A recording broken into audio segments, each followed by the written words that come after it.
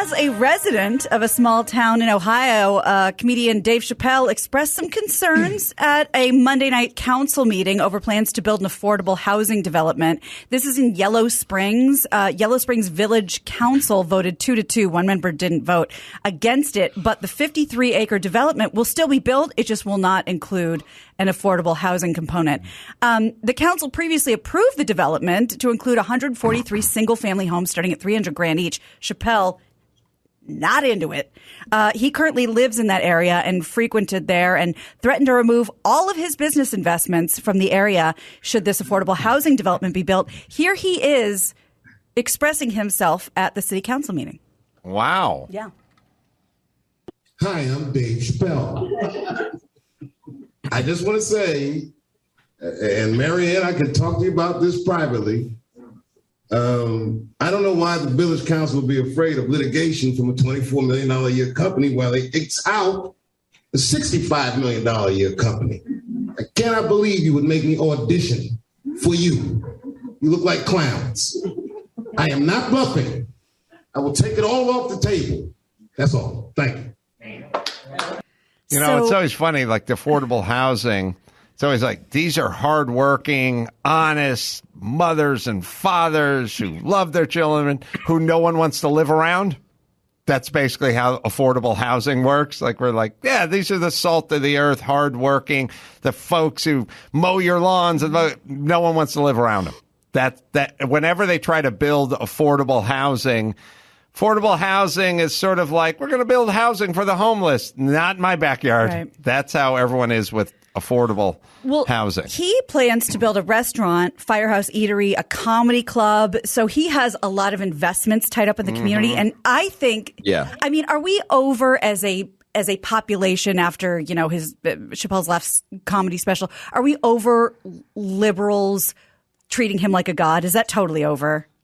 I'd say this is the nail in that coffin. I totally agree. Yeah. It's weird. It's like, this is like you were surprised that we were going to watch that clip, right? Like, we have the footage of him saying, if you build this affordable housing, I will pull all of my stakes out of this town. Yeah. But I guess it's what you do. So here's kind of the deal with Dave Chappelle.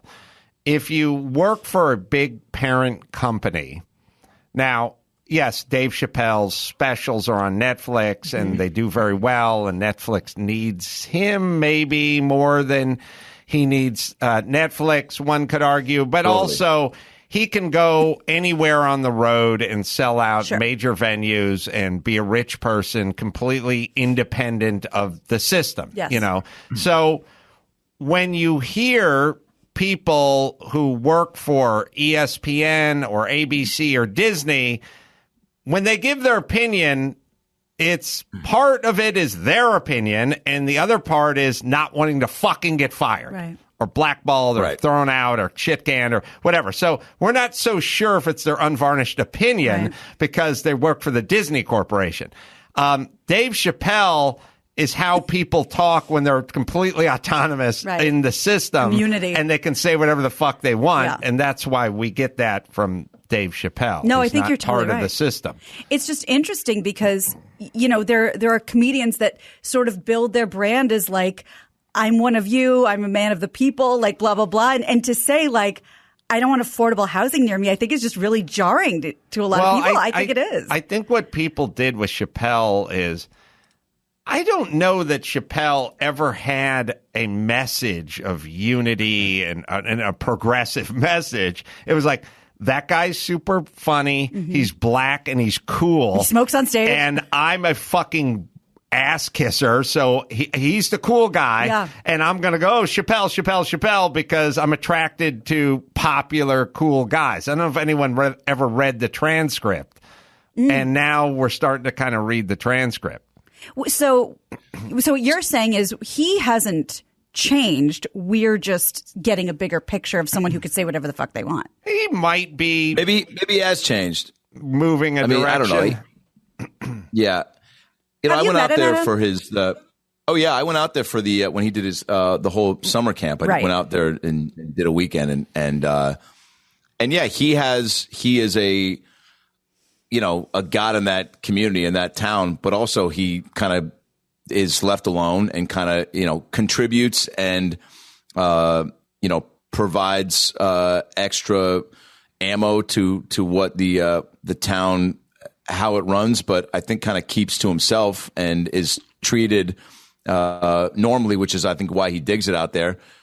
So it sounds like he feels like he has done so much for that area, especially during the pandemic, probably keeping things moving and helping businesses flourish, that he should have more say in what I guess is now done to it, and feels so much, pride and control and investment in what's happening, I guess, but maybe just likes the way things are done. But look, I went out there with somebody that knew him more than I did. I'd met him a few times at the store.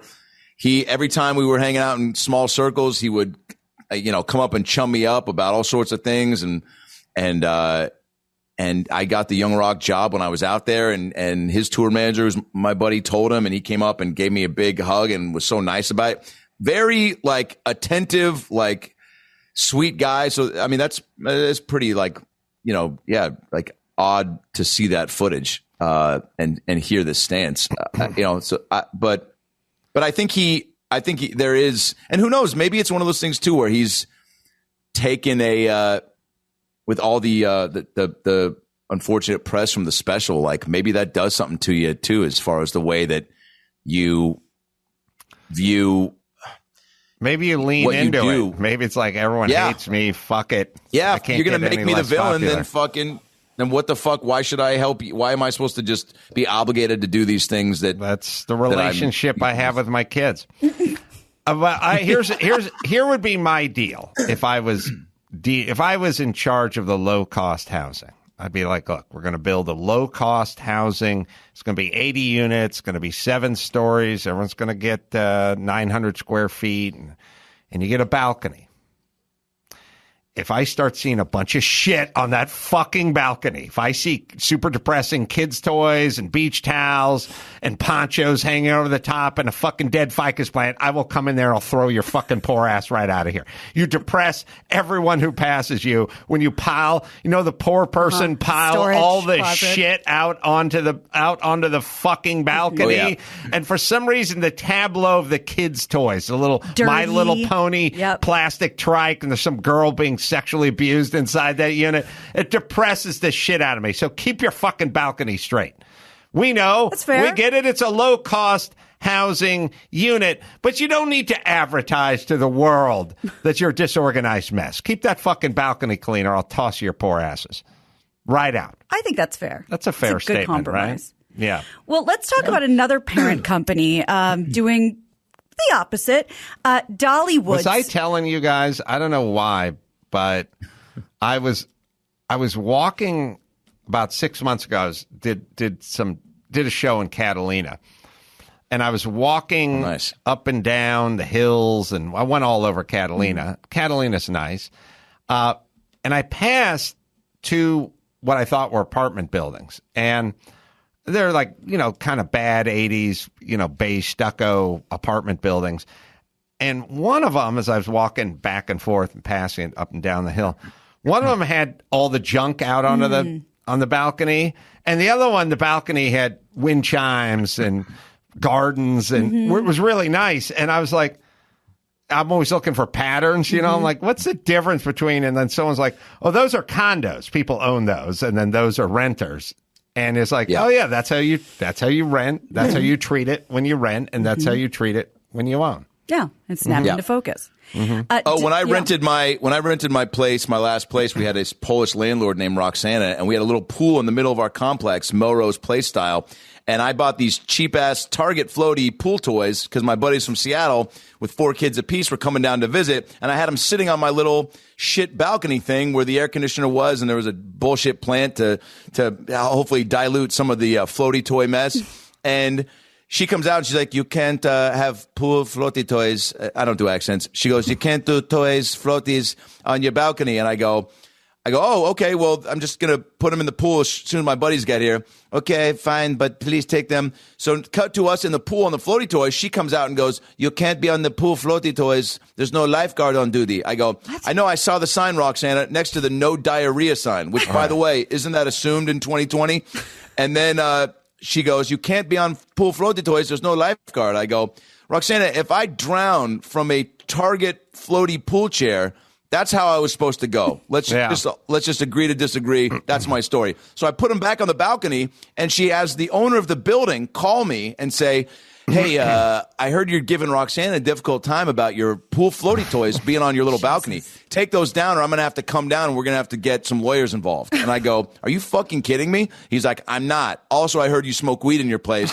We'll talk about that on a different day. And I was like, and then dun, dun, dun, dun, and then the start of Home Improvement started. But my point is that balcony, even in a place like that where, a decent Hollywood apartment, I was like, wow, they are even harping down on this. Like, it's affecting no one except probably people were complaining, being like, you're taking the overall look of our place down by having your bullshit toys outside on the balcony. Well, and if there's no lifeguard on duty, by all means, bring out more things that you could throw to someone if they're drowning, like a floaty toy. Yeah. And my argument was, we were doing the podcast there, and I go, you get a dwarf walking into this apartment complex 3 times a week, bringing joy to everyone in this building. If that's free of charge. So I think I should just on that alone get to have a fucking toy in the pool. I don't feel like I alter my swimming activity based on the lifeguard or not. You know what I mean? Yeah. It's not like, oh, there's a lifeguard on duty. I'm brimming with confidence. I'm going to do a couple of these nitrous whippets, and then I'm going to put rocks in my underpants and sit Indian style on the deep end. Like, I'm pretty much the same dude, supervision or not. You know what I mean? That sign changes no one. Yeah. Although I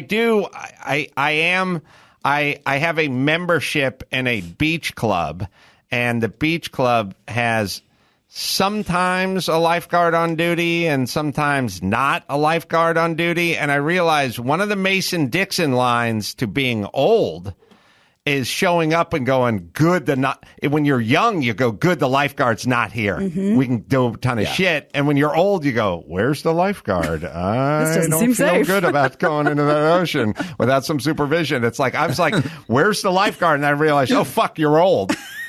And then the second part of being old is wearing the shirt into the water. Are you doing that? That's number 2. Well, I've been sea kayaking. I know. I've been going on a long. So are you saying we need to get you a rash guard for your birthday so you're not just in an old man's shirt? I just wear whatever long sleeve one piecer I got. Oh, but boy. yeah. Okay. Real quick follow-up question. Who gets more ass? The young male lifeguard, the 17-year-old kid, does he hook up with more moms and MILFs, or the charismatic, swagger-filled 15, 16-year-old that is hooking up with the teacher? Lifeguard. I mean, maybe I watched too many movies, but who gets more credit? More ass. Or more ass? I don't know. I'm going lifeguard, but that's just me. All right, we've seen a lot of movies. One more, Gina. All right, well, this is just good to know if you live in one of these areas. Dollywood's parent company is picking up the entire education tab for all of its employees beginning basically now. Could you imagine Dolly Parton going to that homeowners association city council meeting and announcing she didn't want the poor people living next to her because she was going to open a brew tap place and a comedy club? No. I don't know. Do you do a Dolly Parton? I have so much reverence for her, I don't even bother. But hi, I'm Dolly Parton. All right, Dolly, you have 90 seconds. Now, I got to tell you, I'm going to change you from a rooster to a hen in one shot if you don't stop this affordable housing. Look at me. I'm gorgeous. Well, there's poor people. They need a roof over their head. Oh, do they need help? They can sew more beads on my dress. Well, okay. But please don't divest from our city just because we're letting people that are down on their luck. This is detracting from the Dixieland Stampede, which is still open, by the way, even though y'all don't like the name. Hi, Chad, could you speak to Hi, my name's Chad. I'm a veteran. Oh, Maybe you don't know my story. Are you my Frank Kenny Rogers. No, I was strung out on fentanyl for 11 years. I have a son. I buried my wife 3 years ago. Right now I'm in between jobs, and I just need a place to stay right now while sober. And I am deeply devout. So, Dolly, you putting the kibosh on our affordable housing is really impacting me and my son Zachary's life. Well, I am awful sorry to hear that, and I would like to offer you this for free. If I should stay, I would only be in your way. 86 seconds. And I will always I know, that's our time. love you. Oh, well, you all have yourself a Dolly Day. Thank you. Yeah. Sorry, I don't do Dolly. You do Dolly. Okay, well, thank you. Well, she is still St. Dolly. Hershend Enterprises, that's the operating partner of Dollywood and the nation's largest privately owned themed attractions all over the country. So this week, the company announced it will cover 100% of the employees' tuition, fees, books, everything for employees who want to further their education. This is 25 theme parks around the country. Chappelle says he wants those books taken away. He does. You don't have only partial scholarships. Full-time, part-time, doesn't matter. If you're 14 years old or up, they will pay for it under one of their programs. Chappelle says you can get a free ride to one of the colleges, but in your backpack, he has to place a cinder block. And you have to have a Team Turf bumper sticker. That's right. That's right. All right. You want to close it on down? Yeah, she's the greatest. She really is. I'm Gina Grad, and that's the news. How's your dick doing? Hard? Gina Grad. That was the news with Gina Grad. I knew you'd hit Bobby Hollander out of the park. And countdown. I'm not even joking. Yeah, I want to play him now. I'm not even joking. If it's either me or Adrian Brody, and I'm willing to fight that guy for the part. Yeah, no, he's a little long in the tooth for young Bobby Hollander. And now the countdown, the 11 working days until Foul-Up's Bobby Hollander's Bloopers. best porn blooper reel shows up, because now we're going to see another side of Bobby, the comedic side of Bobby, the loosened tie Bobby. That's right. Please let me come back for just that. We will tell you as soon as it arrives in the mail. First, let me tell you about Geico. Do you own, do you rent your home? Well, sure you do. And I bet it can be hard work, too. Well, you know it's easy? Bundling your policies with Geico. Geico makes it easy to bundle your homeowners or renters insurance along with your automotive policy.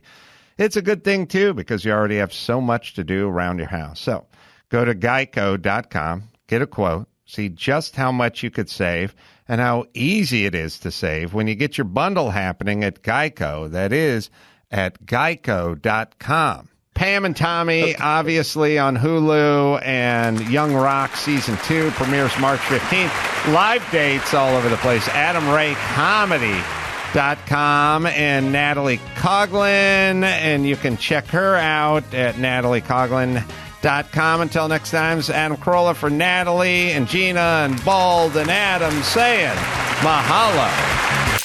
So I think his weapon of choice, if he were like a Mortal Kombat character and it was like stepdad versus stepson, it'd be fucking books to the face. It'd be a like tome. 5 at a time. And he'd be like throwing them out. You know, if you were playing him in the game, like you definitely would be able to, you know, shovel those things out like fireballs from Super Mario, like real quick. And then probably they'd be able to take your head off. How is Now, look, I digress, but